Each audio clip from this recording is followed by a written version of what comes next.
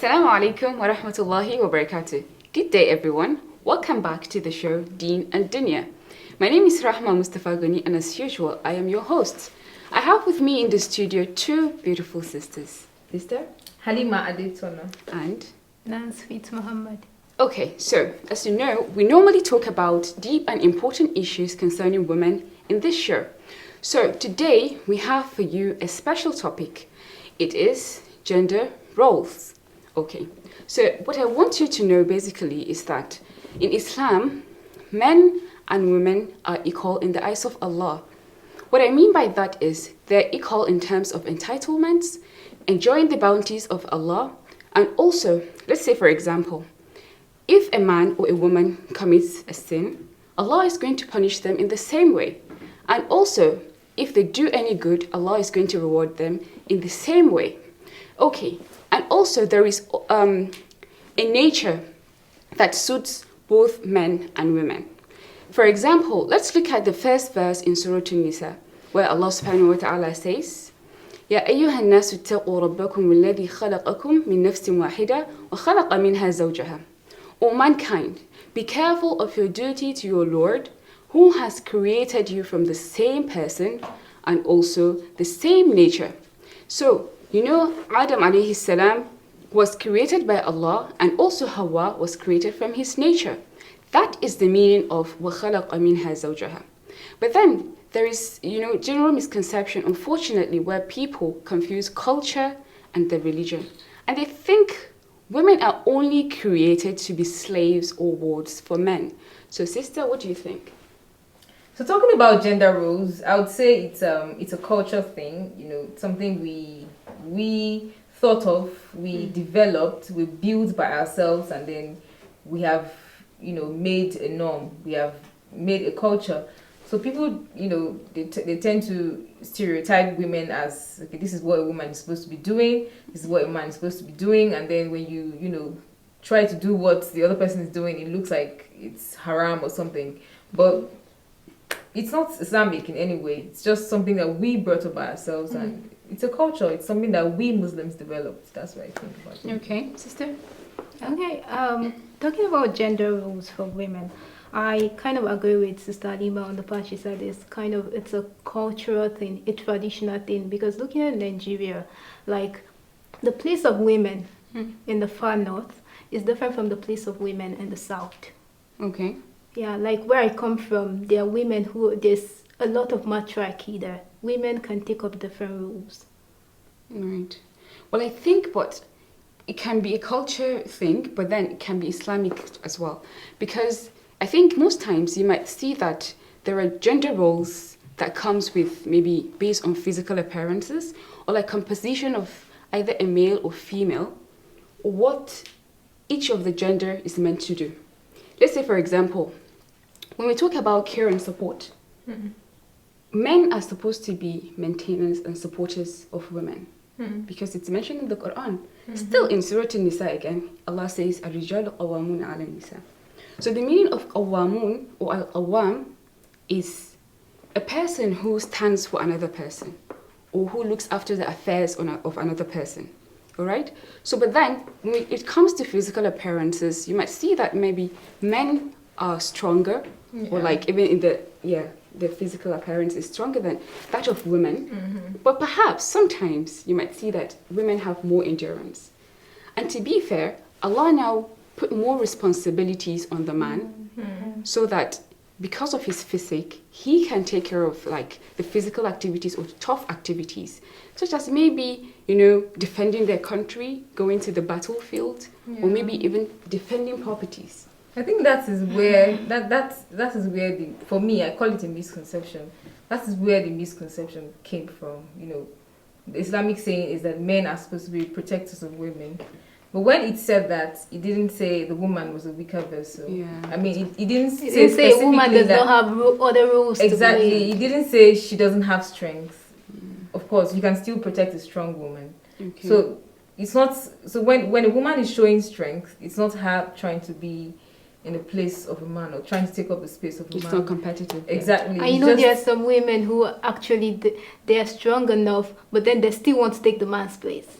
Right. Well, that's true. But that's like crossing your boundaries then, because of course you can still be strong and be in your lane. That's what I believe. You can be strong and be in your lane. Doesn't mean you disregard the man or take up what the man is supposed to do. If it is the man's, of course, it is the man's responsibility to take care of the home. Don't overdo. You can't say because I'm strong, I'm wealthy, and then you start, you take up all the responsibilities, and then you leave the man to nothing. I mean, let him have his role as a protector, of course, but still, you can be a strong woman in your space. That's what. Yeah, I think, and another example is some of the things are really clear. Let's say in terms of prayer, it is not that it is obligatory for men to pray in congregation, but for women, they have the ability to choose whether to pray at home or to go to the mosque, to the masjid. And also, that the congregation also, or the jama'ah, for women is different, and for men is different. But then it is known that the imam should always be the man. So I think there are a lot of examples where the roles vary, but then sometimes maybe we'll have to look at the difference that comes in the interpretations in the Quran, or sometimes it might be that it's locational regions of people that makes them choose what role they can play. I think, right? Did you say regions? Yeah. Okay. Well, locations. Well, maybe like in Nigeria, the culture is different. You cannot go to the US or the UK to exhibit the same culture. That's true, but I think the African culture, human culture, even the Americans do this a lot. If you check their cartoons, talk about the princes coming to save the damsel in distress. They had to portray the damsel to be in distress. The weak person who needed saving. I mean, if she wasn't there, maybe the guy wouldn't have had the hero thing. They would have just been on their own. So I'm saying the culture itself that we've all been used to, our upbringing, when you give birth to a male child and then you give birth to a female child, you're buying her dolls, buying the man, building blocks. There's this thing they say about the kind of toys you play with as a child having psychological effects on you. Okay. So dolls are supposed to be, represent, dolls are supposed to help you have the nurturing skill, like help you to have empathy and be able to nurture. But for, building stuff, it's supposed to make you macho, strong, the one in front. So starting from that beginning, when you start to, this is how a woman is supposed to be, this is how a man is supposed to be, it's already a problem from the beginning. It's general human culture. It's a general human culture. Okay. So now that there is a redefinition, because I wouldn't want to say switching of roles, because of course from the beginning there are no roles except the ones that were created. But our younger generation now coming up and then seeing all these things and not finding it interesting, they now want to redefine it, and that's where the conflict is coming up. So it looks like, you're trying to take up my role, this is what I'm supposed to be doing, but no, anybody could have done that. I think when it comes to the role of a man and a woman, it has to do with the individual point of view. Because I feel if you already find a common ground in a home, there shouldn't be a problem with whatever role the woman is doing outside. Because you should be comfortable with your own role. Yeah. Right? Okay. Because whatever a woman represents in the outside world, when she comes back home, she's a different woman for a man. It's a different side to her. So if you really know your place, the man protects me, the man guards me. I'm a woman. I know my place. Whether I'm able to help, nurture. The woman's place is meant to nurture. Like there's something I know from reading some things about Inayat Khan. He's a philosopher from the 19th century. He said there are two kinds of women. The Occidental woman and the Oriental woman. The Oriental woman, talking about the traditional woman from the Eastern point of view, Islamic, Arabian. Then the Occidental woman, meaning from the West. That is, whether a woman, the Oriental woman is the woman that stays at home, nurtures and does everything, womanhood, motherhood. The woman out there, she is to build the nation. If you lose the woman out there, the nation will crumble. If you lose the woman in there, the home will crumble. So in general sense, there's a place for a woman. every woman is a mother in the sense that she has a place in the world, It's which a is to natural nurture. thing. Yes. Okay. And it boils down to a man problem too, because a man who is not full in himself, I mean, somebody who is not, enough in his own self, Okay. would start to feel like Inferior. exactly, like Insecure. somebody who is just doing her own thing. She's It taking up starts my to place. feel like it starts to feel like you're taking up my space while she's just being herself. Mm. But if you are a king and you're well aware that you're a king, you don't feel threatened. Okay, talking about And this. that goes back to our upbringing. So that's like, Yeah. if you want to, if you there's a way to amend this thing, we have to start from the beginning, Right. allowing children to play with reminded me whatever of they want something. to play with. So let me tell you a story. Yeah. So going back to history, Mm. so there was this research that was done, and Yeah. so it was said that back then, like taking 50, 60, or even 70 years ago, the roles of men and women were clear. They were Okay. distinct. Mm. You know your role, he knows his role. It was said that men's role was just to go out there, look for job, money, and then provide food. While the women are meant to stay at home, clean the house, keep the house, give birth to children, cook his meals, wash his clothes, and whatever. So it was clear. But then the issue came up when there was the Second World War. So now the men were told to go to the battlefield and fight. Let's say, for example, men from America were sent to Europe or like some parts of Japan to fight. And then, so the issue was the economy now started suffering Okay. because the men that were supposed to be working in the factories, industry, and whatever, they're not The there. warfront, yeah. Right. So now they told the women to go and produce maybe the weapons that the men could need and all necessities. Fine. Then later on, when the war ended, men came back. But the issue was they came back to find 3 huge problems. Number 1, they came home, there was no one to cook or take care of the home. Number 2, the woman has taken over his job because she's now in the factory.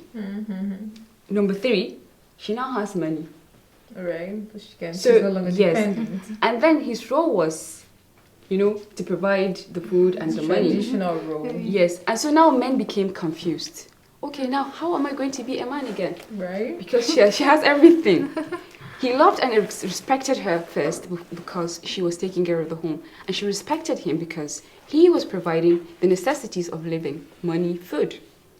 So that is where the confusion started.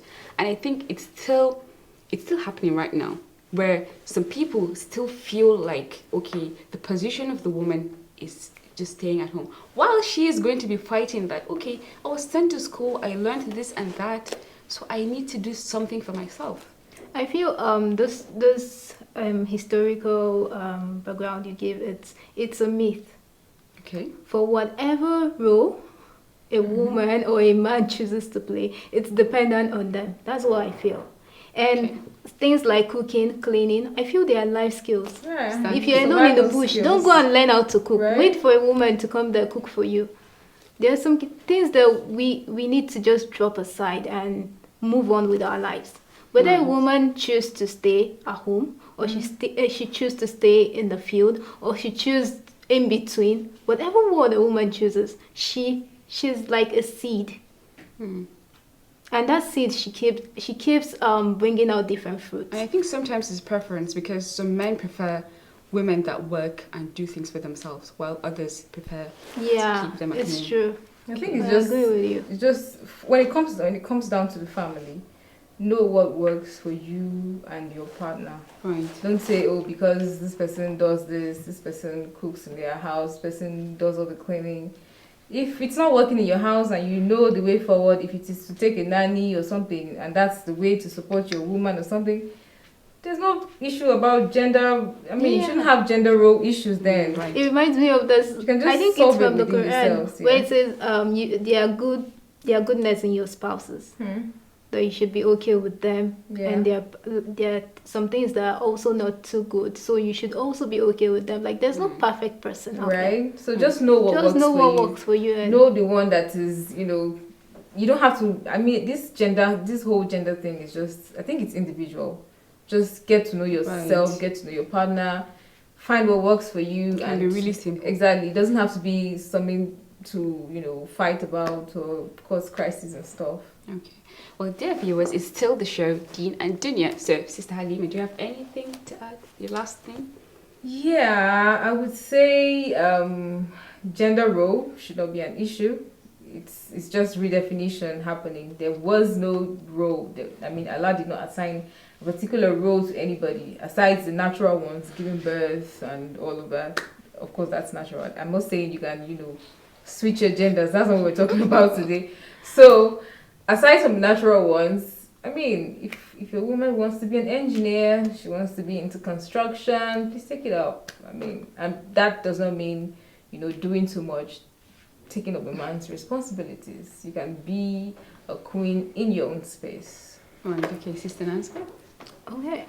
For me, I feel the issue of gender roles comes from both the male and the female aspect. So Okay. whatever role anybody chooses to be, a woman chooses to do, anything she chooses to do, whether she's a full-time housewife, let her be. Right. She has a place, she is a seed, and she keeps growing fruits. Okay. So I think the last thing I would have to say is that, you should not be who you are not supposed to be. Everybody is being created for a purpose. Allah created this world, and then He has also placed some things that is going to require what is called a man. And also, He created some things that is going to require what is called a woman. So, and the reason and the purpose of creation of each person is that, that's the main reason for which you exist in this world. So I would say that you are exactly who you are, the way you are, because of why you are. So, dear viewers, this is still Deen and Dunya. Stay tuned and look out for the next episode, inshallah. Sisters? Assalamu alaikum wa rahmatullahi wa barakatuh. Assalamu alaikum wa rahmatullahi ta'ala wa barakatuh. Goodbye. Thank you. See you next time.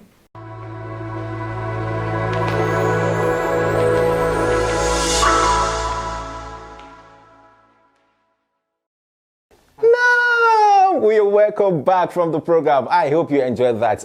One thing I actually I think among all the ladies, somebody that actually took out and was very, very interesting was Alima, and our own standpoint was so vivid, and she actually had a stern view about some issues as relates to gender roles. So like I said earlier, I have a personal story to share with you on that particular one. During my service here, we had a very, very hot topic on, okay, fine, who should do what? There was a task to be done, and the Amir says, okay, this is what you're going to do for our sisters. And somebody was like, look, even at home, my dad don't do that for my mom. So why should I do it for somebody I don't know from Adam? So that particular topic is actually very, very topic. So drop your views at the comment section below, so we'll get to have your interaction and your views about this particular one. Do you think there are still issues that needed to be discussed about this particular gender roles? Because to me, the discussion has not yet ended. I hope you actually enjoyed every bit of the discussion so far, from the tafsir of Sheikh Isa Ali Pantami and to the Yusuf series and the Deen and Dunya segment of the program. I hope you enjoyed every bit of it. If you do, I also did myself, and I'm very, very happy.